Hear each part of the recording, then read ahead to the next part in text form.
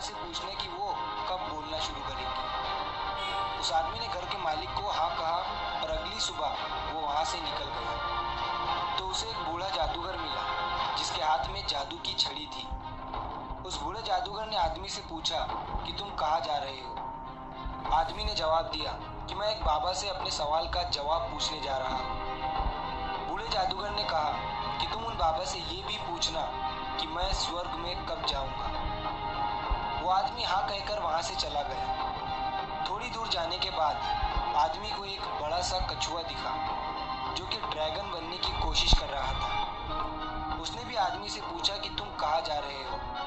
आदमी ने उसे भी कहा कि मैं एक बाबा से अपने सवाल का जवाब पूछने जा रहा हूँ। तो कछुए ने भी आदमी से कहा कि तुम उन बाबा से ये भी पूछना कि मैं ड्रैगन कब बनूंगा। आदमी कछुए को हाँ कहकर वहां से चला गया। जब ये आदमी उन बाबा के पास पहुंचा तो बाबा ने आदमी से कहा कि तुम मुझसे कोई भी 3 ही सवाल पूछ सकते हो।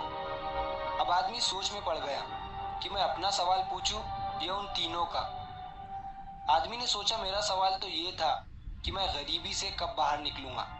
मेरी प्रॉब्लम तो बहुत ही छोटी है, मैं उन तीनों के सवाल ही पूछ लेता हूँ। उस आदमी ने कछुए का सवाल बाबा से पूछा तो उन्होंने कहा कि जब वो कछुआ अपने कवच से बाहर निकलेगा तब वो ड्रैगन बन जाएगा। फिर आदमी ने उस बूढ़े जादूगर का सवाल बाबा से पूछा तो बाबा ने कहा कि जब वो जादूगर अपनी जादू की छड़ी किसी दूसरे को दे देगा तब वो स्वर्ग में चला जाएगा। फिर आदमी ने उस घर के मालिक का सवाल बाबा से पूछा तो बाबा ने कहा कि जब उसकी बेटी को उसका जीवन साथी मिल जाएगा तब वो बोलना शुरू कर देगी। वो आदमी इन तीनों सवालों के जवाब लेकर उसी रास्ते से चला गया। जब वो कछुए से मिला तो कछुए को अपना कवच छोड़ने को कहा। जैसे ही कछुए ने अपना कवच छोड़ा तो वो ड्रैगन बन गया। कछुए के कवच से बहुत सारे मोती निकले जो उस आदमी को मिले। फिर वो उस बूढ़े जादूगर से मिला जो स्वर्ग जाना चाहता था। आदमी ने उस बूढ़े जादूगर को अपनी छड़ी किसी दूसरे को देने के लिए कहा। उस बूढ़े जादूगर ने अपनी छड़ी उसी आदमी को दे दी और जैसे ही उसने छड़ी दी वो स्वर्ग में चला गया।